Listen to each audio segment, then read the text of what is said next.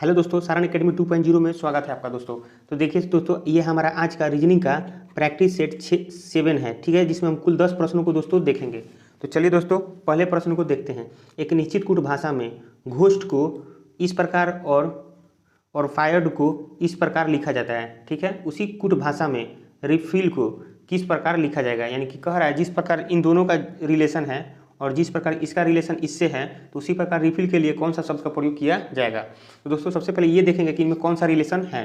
तो देखिए, सबसे पहले हम लिखते हैं यहाँ से GHOST यानी कि घोस्ट, ठीक है, JCRNW। तो देखिए दोस्तों, यहाँ जी का स्थानीय मान कितना होता है, तो जी का होता है 7 और जी का कितना होता है 10, यानी कि दोस्तों 7 से 10 बनाने के लिए क्या करना पड़ेगा यहाँ पर, तो +3 किया गया है। फिर उसी प्रकार एच का कितना होता है 8 होता है और सी का कितना होता है 3। तो दोस्तों यहाँ से हम देखेंगे कि 8 से 3 बनाने के लिए क्या करना पड़ेगा, -5 करना पड़ेगा, यानी कि 8 में से 5 माइनस करना पड़ेगा, तभी तो 3 और 3 किसका होता है, सी का होता है। फिर आगे है ओ का कितना होता है, स्थानीय मान 15 होता है और आर का कितना होता है 18, यानी कि दोस्तों यहाँ से 15 से 18 बनाने के लिए क्या किया गया है, +3। उसी प्रकार आगे है एस का कितना होता है 19 और एन का कितना होता है 14, यानी कि 19 से 14 बनाने के लिए क्या किया गया है, तो प्लस माइनस से 5, यानी कि 19 में से अगर -5 कीजिए तो कितना आएगा 14, और 14 किसका स्थानीय मान होता है, एन का होता है दोस्तों। फिर आगे देखते हैं, तो टी का होता है 20 और एन डब्ल्यू का कितना होता है 23 होता है। तो दोस्तों यहाँ से आप देखिएगा 20 से 23 बनाने के लिए क्या किया गया है, +3, यानी कि दोस्तों यहाँ से आप दिख रहा है कि कौन सा सीरीज चल रहा है, +3 का और -5 का यही पैटर्न चल रहा है। तो दोस्तों आगे भी हम इसको चेक करते हैं फायर्ड को। तो ठीक है दोस्तों, यहाँ से लिखेंगे FIRED, ठीक है दोस्तों। इसके लिए कौन सा शब्द का प्रयोग किया गया है, तो IDUZ और G, ठीक है दोस्तों। तो यहाँ से हम इसको चेक करते हैं। देखिए एफ का होता है स्थानीय मान 6 होता है और आई का कितना होता है 9, यानी कि 6 से 9 बनाने के लिए क्या किया गया है, +3, यानी 6 3 9। उसी प्रकार आई का कितना होता है 9 होता है दोस्तों और डी का कितना होता है, तो 4 होता है, यानी कि 9 से 4 बनाने के लिए क्या किया गया है दोस्तों, यहाँ पर -5, ठीक है दोस्तों। उसी प्रकार आर को देखेंगे तो आर का कितना होता है 18 होता है और यू का 21 होता है, तो 18 से 21 बनने के लिए क्या किया गया है दोस्तों, +3। उसी प्रकार ई का कितना होता है 5 होता है और जेड का कितना होता है 26 होता है। तो दोस्तों यहाँ से देखिए, अगर हम पहले +3 -5 +3 तो अब -5 ही होगा, तो 5 में से अगर 5 आप माइनस कीजिएगा तो क्या आएगा दोस्तों, तो 0 आएगा। तो यहाँ से एक चीज़ आप याद रखिएगा कि अगर कोई भी लेटर, जैसे मान लीजिए यहाँ X Y Z, तो इसके बाद फिर रिपीट करेगा तो A B C D E। देखिए आपको पता होना चाहिए कि X का होता है 24, Y का होता है 25 और Z का कितना होता है 26। तो दोस्तों E का कितना होता है 5 होता है, D का 4 होता है, C का 3 होता है, इसका 2 और 1। तो कह रहा है यहाँ पर दोस्तों कि E का होता है 5 और 5 में से हम 5 घटाएंगे तो 0 आएगा। तो यानी कि यहाँ से देखिए 5 घटाइएगा तो 1 2 3 4 5, यानी कि ये खत्म हो गया, तो लास्ट में तो 0 बच रहा है। तो देखिए दोस्तों, तो यहाँ Z जो अक्षर है फिर वापस इधर से रिपीट करेगा, यानी Z के लिए 2 कोड होते हैं, या तो 26 होगा या 0 होगा, यानी कि 0 आ रहा है तो Z किसके लिए आएगा, तो Z के लिए, यानी कि ये सही है दोस्तों। फिर आगे हम देखेंगे D का कितना होता है, स्थानीय मान 4 होता है, 4 में हम क्या करेंगे +3 करेंगे, तो 4 और 3 7, 7 किसका होता है, तो G का होता है दोस्तों। यानी कि इस भी अक्षर में कौन सा पैटर्न चल रहा है, तो +3 और -5 का, यानी कि यही सीरीज चलेगा रिफिल के लिए भी। तो यहाँ से हम लिखते हैं, देखिए दोस्तों यहाँ पर लिखते हैं RIFLE। तो यहाँ से आप देखिएगा आर का कितना होता है 18। सबसे पहले क्या करेंगे, +3 किया गया है दोस्तों, यहाँ पर देखिएगा, तो यहाँ पर भी हम क्या करेंगे +3, तो 18 में 3 जोड़िएगा, +3 कीजिएगा तो 21, 21 किसके लिए आता है, तो यू के लिए आता है दोस्तों। उसी प्रकार आई का कितना होता है 9, 9 में से हम क्या करेंगे -5 करेंगे, तो 9 में से -5 कीजिएगा तो 4, 4 किसके लिए प्रयोग किया जाता है, तो डी के लिए किया जाता है, ठीक है दोस्तों। यानी कि यहाँ पर लिख देते हैं इसका, यू का होता है 21 और डी का कितना होता है 4। फिर आगे एफ का 6 होता है, तो 6 में हम क्या करेंगे +3 करेंगे, तो 6 और 3 कितना होता है 9 होता है, 9 किसके लिए प्रयोग किया जाता है दोस्तों, तो आई के लिए। यहाँ पर एल का कितना होता है 12, और 12 में हम -5 करेंगे तो क्या आएगा दोस्तों 7 आएगा, 7 किसके लिए प्रयोग किया जाता है, तो जी के लिए किया जाता है। उसी प्रकार ई का स्थानीय मान कितना होता है 5 होता है और 5 में क्या करेंगे +3, तो 5 और 3 कितना होता है 8 होता है। 8 किस अक्षर के लिए प्रयोग किया जाता है दोस्तों, तो एच के लिए किया जाता है, यानी कि रिफिल के लिए कौन सा शब्द आएगा, UDIGH, यानी कि कौन सा हमारा ऑप्शन है UDIGH, यानी क्वेश्चन नंबर 1 का राइट आंसर क्या होगा, ऑप्शन नंबर बी। तो दोस्तों मुझे उम्मीद है कि ये प्रश्न आपको अच्छी तरह से समझ में आया होगा दोस्तों। तो चलिए नेक्स्ट प्रश्न को देखते हैं। क्वेश्चन नंबर 2 है, 7 मित्र एक वृत्ताकार मेज के परित मेज के केंद्र की ओर मुंह करके बैठे हैं। टी के और यू के ठीक बगल में बैठा है, एस के दाईं ओर ठीक बगल में बैठा है, डब्ल्यू यू और एम के ठीक बगल में है, के बाईं ओर तीसरे स्थान पर कौन बैठा है। प्रश्न में पूछ रहा है कि के बाईं ओर तीसरे स्थान पर कौन बैठा है। तो चलिए दोस्तों इसको बनाते हैं। तो कह रहा है सबसे पहले कि 7 मित्र एक वृत्ताकार मेज के परितः मेज के केंद्र की ओर मुंह करके बैठे हैं।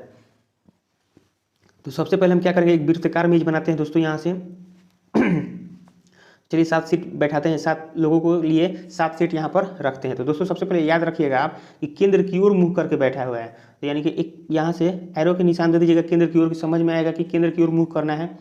देखिए कितना होगा, 3 4 5 6 और 7, यानी कि 7 सीट हमने यहाँ पर रख दिए। चलिए अब सभी को बैठाते हैं। तो देखिए टी जो है के और यू के ठीक बगल में बैठा है, तो टी के और यू के ठीक बगल में कब बैठेगा, जब टी बीच में रहेगा तभी तो यहाँ पर मान लीजिए अगर हम टी को बैठाते हैं तो के और यू, या तो के यहाँ के या यू होगा, उसी प्रकार यहाँ पर भी के या यू होगा। फिर आगे प्रश्न को पढ़ते हैं कि एस के दाईं ओर ठीक बगल में बैठा है, एस जो है के दाईं ओर। तो यहाँ से दोस्तों देखिएगा, अगर मान लीजिए अगर हम के को दो ही जगह बैठा सकते हैं, या तो यहाँ बैठा सकते हैं या यहाँ बैठा सकते हैं। अगर हम यहाँ के को बैठाते हैं तो प्रश्न में कह रहा है कि एस जो है के दाईं ओर, तो के यहाँ पर अगर बैठता है तो के केंद्र की ओर मुंह करके बैठा है, तो इसका दाईं ओर कौन कहलाएगा, इधर कहलाएगा। और ठीक बगल में कह रहा है, तो दोस्तों हम क्या के ठीक बगल में कोई सीट दिख रहा है आपको, खाली नहीं दिखा है, क्योंकि के ठीक बगल में तो टी है, तो यानी कि खाली सीट नहीं है, तो हम इसको नहीं बैठा सकते हैं। यानी कि यहाँ पर हम के को नहीं बैठाएंगे। यहाँ से क्लियर हो गया कि के को कहाँ बैठाना पड़ेगा किसी भी हाल में, तो यहाँ पर बैठाना पड़ेगा दोस्तों। जब के यहाँ बैठेगा तो यहाँ पर कौन बैठेगा, यू। ठीक है दोस्तों, तो यहाँ से के और यू का अस्थायी पता, एक्यूरेट पता चल गया। फिर अब देखते हैं कि एस जो है के दाईं ओर, तो के केंद्र की ओर मुंह करके बैठा हुआ है, तो के का दाईं ओर किधर कहलाएगा दोस्तों, इधर। ठीक बगल में कर रहा है, तो एस को कहाँ बैठाना पड़ेगा, यहाँ। आगे है प्रश्न में डब्ल्यू जो है यू और एम के ठीक बगल में है, डब्ल्यू यू और एम, तो यू यहाँ पर है दोस्तों और एम यहाँ पर रखेंगे तभी तो डब्ल्यू ठीक बगल में बैठेगा, यानी कि बीच में। ठीक है दोस्तों, उसके बाद आगे कह रहा है कि के बाईं ओर तीसरा स्थान पर कौन बैठा है। तो दोस्तों यहाँ से देखिए सभी बैठ गए हैं, बस एक बचा है। तो देखिए जो बचा है तो ये जरूरी नहीं दोस्तों कि इसको हम भरना जरूरी है, बस हमें आंसर आना चाहिए। तो के बाईं ओर तीसरा स्थान पर कौन बैठा है, तो के यहाँ पर है और बाईं ओर, तो बाईं ओर कौन कहलाता है दोस्तों, तो बाईं ओर जब केंद्र की ओर मुंह करके के बैठा है तो के का बाईं ओर इधर कहलाएगा। ठीक है दोस्तों, तीसरे स्थान पर, यानी कि एक स्थान ये हुआ, 2 स्थान ये हुआ और तीसरा स्थान कौन हुआ, डब्ल्यू। यानी कि के बाईं ओर तीसरा स्थान पर कौन बैठा है, तो डब्ल्यू बैठा है। यानी क्वेश्चन नंबर 2 का राइट आंसर क्या होगा, ऑप्शन नंबर बी। तो दोस्तों मुझे उम्मीद है कि ये भी प्रश्न आपको अच्छी तरह से समझ में आया होगा। लेकिन एक चीज़ आप याद रखिएगा, ऐसा नहीं कि जब एक सीट किसी को यहाँ सीट खाली बच गया और यहाँ कोई नहीं बैठा है, नहीं दिख रहा है कि किसको बैठा है, तो ऐसा आप मत समझिएगा कि प्रश्न ही गलत है, ऐसा कुछ नहीं है। बस एग्जामिनर आपसे प्रश्न का आंसर चाहता है जो हमें आंसर मिल जा रहा है। ठीक है दोस्तों, तो चलिए दोस्तों आगे देखते हैं।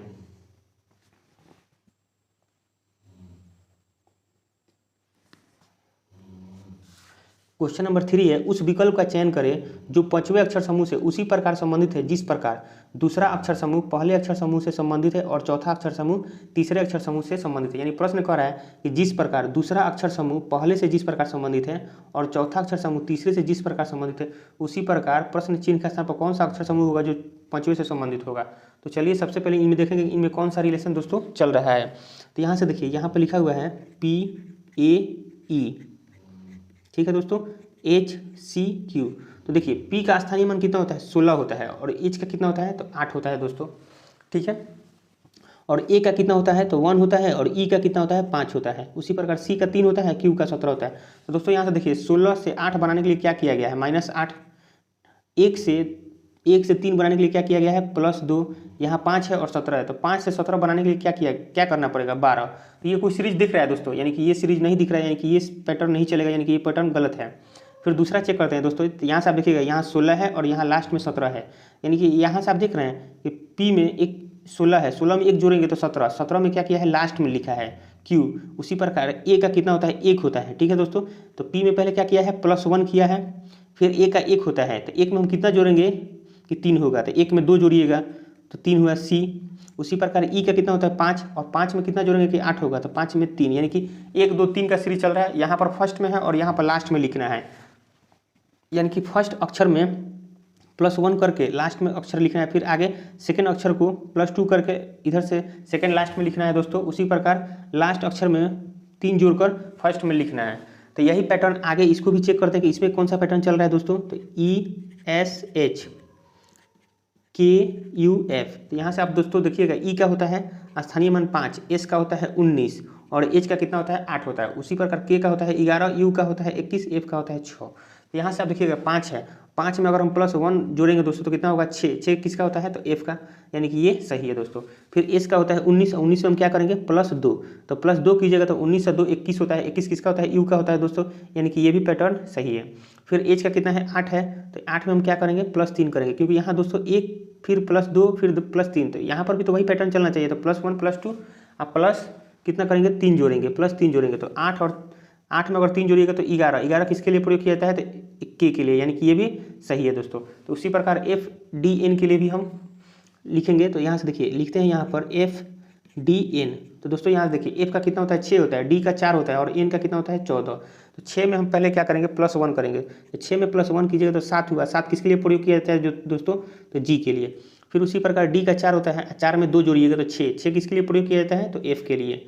फिर एन का 14, 14 में हम 3 जोड़ेंगे दोस्तों तो कितना होगा 17, और 17 किस अक्षर समूह के लिए प्रयोग किया जाता है तो 17 क्यू के लिए प्रयोग किया जाता है दोस्तों। यानी कि कौन सा हमारा प्रश्न चिन्ह का स्थान पर होगा क्यू एफ जी, यानी कि होगा कौन सा क्यू एफ जी, यानी कि कौन सा ऑप्शन मैचिंग कर रहा है तो क्यू एफ जी, यानी क्वेश्चन नंबर 3 का राइट आंसर होगा ऑप्शन नंबर सी, यानी कि ऑप्शन नंबर सी मैच कर रहा है दोस्तों। चलिए नेक्स्ट प्रश्न को देखते हैं।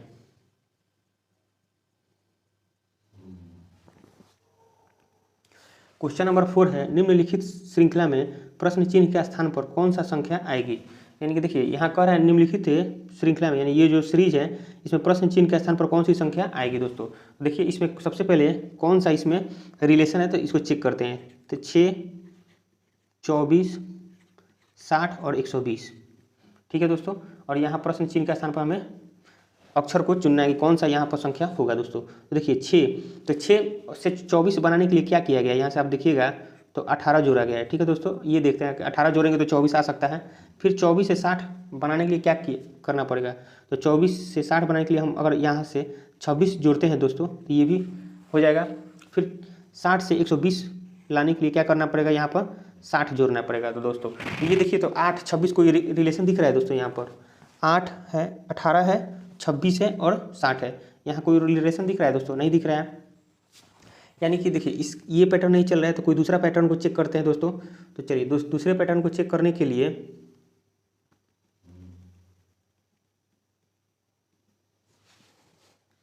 दोस्तों दूसरे पैटर्न चेक करते हैं। तो देखिए 6 से 24 बनाने के लिए क्या कर सकते हैं, यहाँ से आप देखिएगा अगर हम 2 का क्यूब करते हैं, ठीक है दोस्तों, -2 करते हैं तो 2 का क्यूब कीजिएगा तो 8 आएगा, और 8 में से 2 माइनस कीजिएगा तो कितना आएगा 6 आएगा, यानी कि 6 यहाँ पर लिखा गया है। तो उसी प्रकार 2 के बाद क्या यहाँ पर 3 का क्यूब करेंगे, तो 3 का क्यूब कीजिएगा और -3 यानी कि जिसका क्यूब करना है वही माइनस करना है। यहाँ 2 का क्यूब करके -2 किए हैं, 3 का क्यूब करके -3, तो 3 का क्यूब कीजिएगा तो कितना आएगा 9, 3 3 9 9 27, 27 में से 3 गया तो कितना बचेगा दोस्तों 24, यानी कि ये भी पैटर्न सही चल रहा है। फिर उसी प्रकार 60 के लिए देखिए 2 3 हो गया, उसके बाद 4 का क्यूब करेंगे, तो 4 का क्यूब करके -4 घटाएंगे, तो 4 का क्यूब कीजिएगा तो 4 चौका 16, 16 चौका 64, 64 में से 4 गया तो क्या बचेगा 60, ये भी सही है दोस्तों। आगे इसको भी चेक करते हैं। तो 4 के बाद क्या आएगा 5, 5 का क्यूब कीजिएगा और -5 करेंगे, तो 5 का क्यूब कीजिएगा तो 5 5 25, 5 125 -5, तो 125 में से 5 गया तो कितना बचेगा 120। तो उसी प्रकार दोस्तों आगे भी क्या होगा यही पैटर्न चलेगा। तो यानी कि 5 के बाद क्या आएगा 6, तो 6 का हम क्यूब करेंगे और सेम संख्या यानी कि 6 को ही माइनस करेंगे। देखिए तो 6 का क्यूब कीजिएगा तो कितना आएगा, तो 6 में 6 से कीजिएगा तो 36, 36 में 6 से कीजिएगा तो 216, और 216 में से 6 माइनस कीजिएगा तो कितना आएगा दोस्तों 210, यानी कि प्रश्न चिन्ह के स्थान पर कौन सी संख्या होगी 210, यानी कि क्वेश्चन नंबर 4 का राइट आंसर क्या होगा ऑप्शन नंबर सी। चलिए दोस्तों नेक्स्ट प्रश्न को देखते हैं।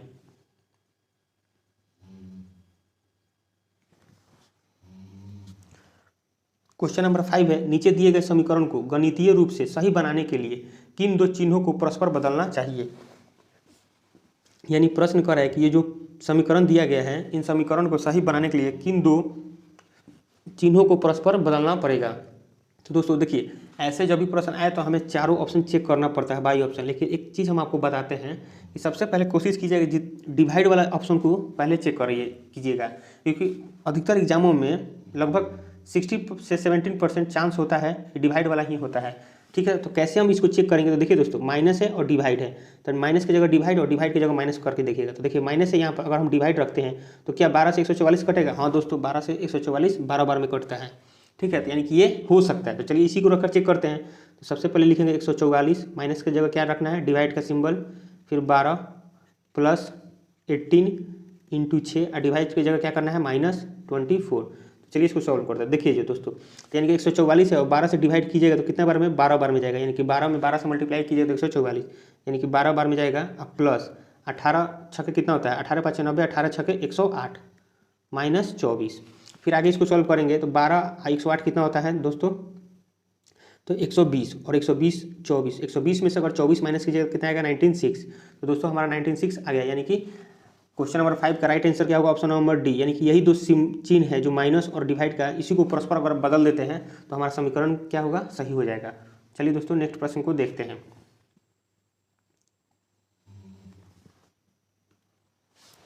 क्वेश्चन नंबर 6 है, कौन सा अक्षर समूह दी गई श्रृंखला में प्रश्न चिन्ह के स्थान पर आकर श्रृंखला को पूर्ण करेगा। तो दोस्तों यहाँ से कह रहा है प्रश्न में कि कौन सा अक्षर समूह दी गई प्रश्न चिन्ह के स्थान पर आकर श्रृंखला को पूर्ण करेगा। तो यहाँ से आप देखिएगा ये क्या है, एक्स है, एक्स के बाद क्या लिखा गया है, वाई, तो वाई के बाद क्या होगा, जेड। ठीक है दोस्तों, जेड के बाद फिर क्या होगा, जब लास्ट अक्षर जेड तो फिर रिपीट करने लगता है तो ए फिर बी, यानी कि जेड होगा यहाँ पर प्रश्न चिन्ह के स्थान पर। फिर आगे देखते हैं तो यहाँ पर दोस्तों सी है, तो सी के बाद क्या आता है, डी आता है, डी के बाद क्या आएगा, ई, यहाँ पर लिखेंगे ई, और ई के बाद क्या आता है, एफ आता है, और एफ के बाद जी, यानी कि ये भी पैटर्न सही है। यानी कि दोस्तों आपको यहाँ से दिख रहा है कि +1 यानी कि एक्स का मान होता है 24, और 24 में अगर आप एक जोड़िएगा तो कितना होगा 25, और 25 में एक जोड़िएगा तो कितना होगा 26, 26 किसका होता है, जेड का होता है, यानी कि +1 किया है। तो उसी प्रकार यहाँ पर दोस्तों देखेंगे एम के बाद क्या होगा, एन होगा, एन के बाद क्या होगा, ओ होगा, ओ के बाद क्या आएगा, पी आएगा, और पी के बाद क्यू, यानी कि ये सही है। फिर उसी प्रकार क्यू के बाद क्या होगा, आर के बाद आता है दोस्तों एस, और एस के बाद टी है, टी के बाद यू, यानी कि ये सही है। यानी कि प्रश्न चिन्ह का स्थान पर क्या आएगा, ZEOS, ZEOS, यानी क्वेश्चन नंबर 6 का राइट आंसर क्या होगा, ऑप्शन नंबर बी। यानी कि इसमें कौन सा सीरीज चल रहा है दोस्तों, +1 का सीरीज चल रहा है दोस्तों। चलिए नेक्स्ट प्रश्न को देखते हैं।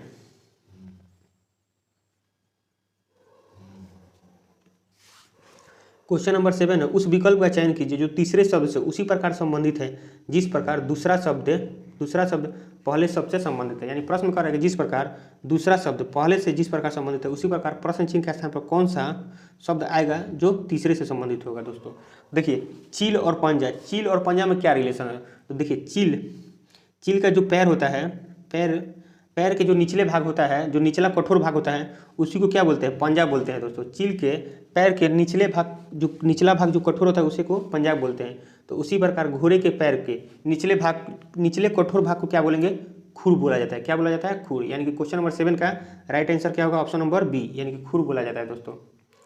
चलिए नेक्स्ट प्रश्न को देखते हैं। क्वेश्चन नंबर 8 है कि एक ही पासे के 3 अलग अलग स्थिति को दर्शाया गया है, दो दर्शाने वाले फलक के विपरीत फलक की संख्या क्या ज्ञात कीजिए। यानी कह रहा है कि 2 का विपरीत संख्या कौन सा होगा।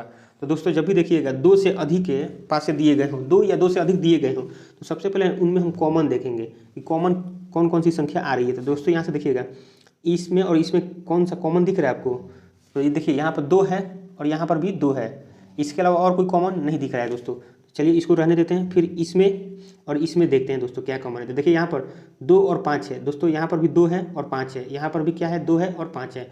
जब 2 अक्षर कॉमन है, 2 संख्या कॉमन दिख रहा है, तो जो तीसरा बचता है, जब भी किसी दो डाइस के बीच 2 संख्याएं कॉमन हो तो तीसरी संख्या एक दूसरे के विपरीत होती है। यानी कि 4 का विपरीत कौन होगा, 6 होगा, और 6 का विपरीत 4 होगा दोस्तों।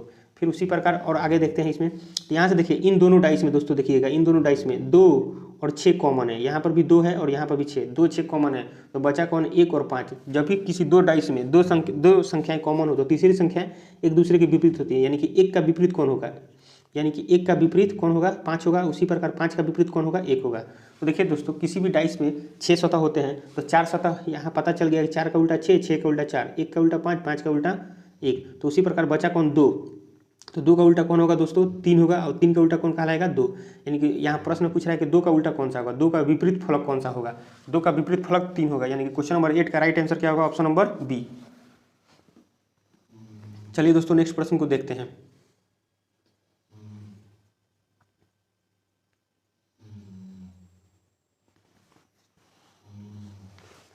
क्वेश्चन नंबर 9 है, 3 कथनों के बाद 3 निष्कर्ष 1, 2 और 3 दिए गए हैं। कथनों को सत्य मानते हुए भले ही वे सामान्य रूप से ज्ञात तथ्यों से भिन्न प्रतीत होते हों, निर्णय करें कि कौन सा या कौन से निष्कर्ष कथन को तार्किक रूप से अनुसरण करता है या करते हैं।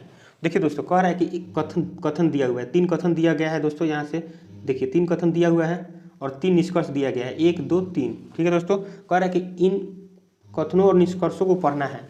कथनों के आधार पर ये बताना है कि कौन सा निष्कर्ष सही है दोस्तों। कथनों के आधार पर ये आपको बताना है कौन सा निष्कर्ष सही है। तो देखिए सबसे पहले कथन में क्या करा है कि सभी बैग रबर है, सभी बैग करा है। तो सबसे पहले हम क्या करेंगे, यहाँ पर बैग लिखते हैं, बैग लिख दिए दोस्तों, सभी बैग रबर है। तो सभी बैग के लिए यहाँ से सभी को लेंगे और क्या कह रहा है, सभी बैग रबर है, तो रबर। ठीक है दोस्तों, उसी के बाद क्या कर रहा है आगे, कुछ रबर कुर्सियाँ हैं, कुछ रबर। देखिए दोस्तों, कुछ ही रबर को हम लेंगे यहाँ से, तो कुछ रबर क्या है, कुर्सियाँ हैं। तो दोस्तों शॉर्ट में लिख देते हैं सिर्फ कु। उसी प्रकार आगे कह रहा है कि सभी कुर्सियाँ मेज हैं, सभी कुर्सियाँ, तो सभी कुर्सियाँ, तो सभी कुर्सियों को लेंगे यहाँ दोस्तों, सभी कुर्सियाँ क्या है, तो मेज है, तो यहाँ पर लिखते हैं दोस्तों मेज। ठीक है, अब चलिए निष्कर्ष को चेक करते हैं कि कौन सा निष्कर्ष सही कर रहा है। पहले यहाँ से आप देख लीजिए कि कथन में जो कह रहा है उसी प्रकार आकृति बनाना है। सभी बैग रबर है, तो यहाँ जो सभी बैग है ये क्या है, तो रबर है। ठीक है दोस्तों, उसी प्रकार कुछ रबर कुर्सियाँ हैं, तो कुछ ही रबर की चर्चा है, तो कुछ ही रबर लिए हैं जो कुर्सियाँ हैं। फिर उसी प्रकार सभी कुर्सियाँ मेज है, तो सभी कुर्सियाँ मेज है, तो सभी कुर्सियों को होल किए हैं, मेज है।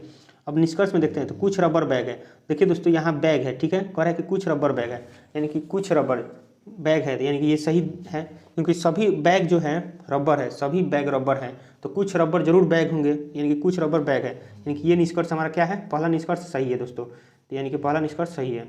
फिर दूसरा है कि कुछ कुर्सियाँ रबर है, कुछ कुर्सियाँ, तो देखिए दोस्तों कुछ कुर्सियाँ यहाँ है, कुछ कुर्सियाँ रबर है, तो रबर कौन सा है दोस्तों हमारा, तो हमारा रबर ये वाला है दोस्तों। देखिए तो इसको थोड़ा सा पार कर रहा है, यानी कि कुछ कुर्सियाँ रबर है, ये भी कौन है, निष्कर्ष 2 भी सही है दोस्तों। फिर तीसरा चेक करते हैं, कुछ कुर्सियाँ मेज है, कुछ कुर्सियाँ, तो देखिए दोस्तों यहाँ पर कुर्सियाँ है, सभी कुर्सियाँ मेज हैं, तो क्या कुछ कुर्सियाँ मेज नहीं होंगे, होंगे जरूर होंगे, यानी कि ये निष्कर्ष 3 भी सही है। यानी कि हमारा कौन सा आंसर होगा, सभी निष्कर्ष से अनुसरण करते हैं, यानी कि क्वेश्चन नंबर 9 का ऑप्शन नंबर ए होगा, यानी कि सभी निष्कर्ष क्या करते हैं, अनुसरण करते हैं। चलिए दोस्तों नेक्स्ट प्रश्न को देखते हैं। क्वेश्चन नंबर 10 है कि किस विकल्प से निम्नलिखित शब्दों का वह क्रम दिया गया है जिससे, देखिए दोस्तों यहाँ टाइपिंग एरर है, जिस क्रम में वे अंग्रेजी शब्दकोश में आते हैं। यानी प्रश्न कर रहा है कि किस विकल्प में निम्नलिखित शब्दों का वह क्रम दिया गया है जिस क्रम में वे अंग्रेजी शब्दकोश में आते हैं। अंग्रेजी शब्दकोश कहने का मतलब जिस प्रकार डिक्शनरी, जिस प्रकार डिक्शनरी में शब्दों को सजाया जाता है, वैसे ही यहाँ पर भी शब्दों को सजाना है दोस्तों। कौन सा क्रम आएगा, तो देखिए सबसे पहले सभी में हम देखेंगे, यहाँ पर देखिए सभी में के है, सभी में के दिख रहा है दोस्तों। उसके बाद दूसरा अक्षर देखते हैं दोस्तों क्या है, आई है। देखिए आई यहाँ पर भी है और यहाँ पर भी है, ठीक है दोस्तों, यहाँ पर भी है और आई यहाँ पर भी है, यानी कि 3 नंबर में आई नहीं है, बाकी सभी में आई है। फिर आगे देखते हैं तो एन है, तो यहाँ एन नहीं है दोस्तों, तो यहाँ एन नहीं है, तो इसको अभी हम नहीं चेक करेंगे, अभी इसको नहीं देखेंगे दोस्तों, यानी कि 2 और 3 को छोड़ देते हैं अभी। तो आई कहाँ पर है, तो के आई एन है, तो के आई एन है, के आई एन है। फिर आगे इसको चेक करते हैं, तो डी है यहाँ पर दोस्तों, तो डी है।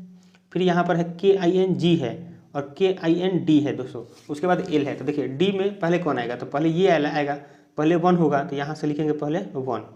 ठीक है दोस्तों, के आई एन डी, डी के बाद क्या आता है दोस्तों, यहाँ से आप देखिएगा तो यहाँ पर बचा इन, इसमें और इसमें हम देखेंगे तो के आई एन, अब के आई एन है तो डी है, तो पहले डी आता है तभी तो जी आता है, तो पहले हम 5 तब 4 लिखेंगे, तो पहले क्या आएगा 5, फिर उसके बाद 4।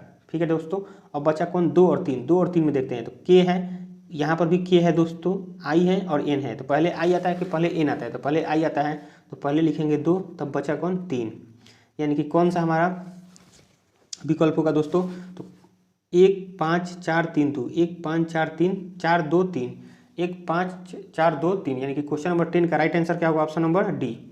तो दोस्तों आज हमारा 10 प्रश्न कंप्लीट हुआ। अगर वीडियो आपको अच्छा लगा हो तो वीडियो को लाइक और चैनल को सब्सक्राइब करें दोस्तों। ठीक है दोस्तों, चलिए थैंक यू।